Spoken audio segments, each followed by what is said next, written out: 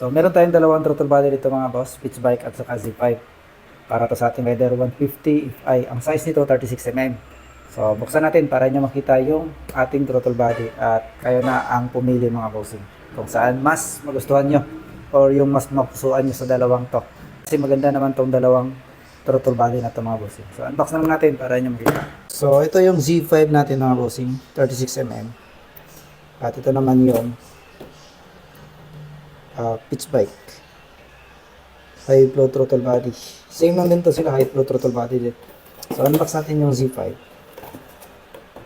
Ayan. Ito yung Z5 mga boss.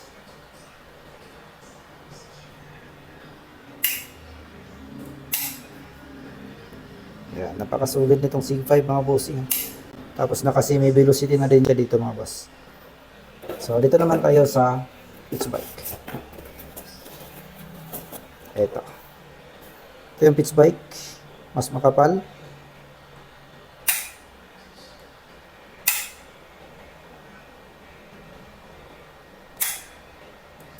Ito lang. Ayan. Mas makapal ang pitch bike mga boss. Compare natin na. Ayan. Ang pitch bike na kasi may velocity na din yan dito mga boss. Same merong manifold. Ayan. So nasa sa inyo na mga bossing kung saan yung magugustuhan nyo sa dalawang to. Ayan. Ito yung Z5, ito naman yung pitch bike. So ayan mga boss, abang-abang sa mga paparating pa na parts para sa ating mga motor. Sa mga interesado mga update, pwede nyo kayo follow.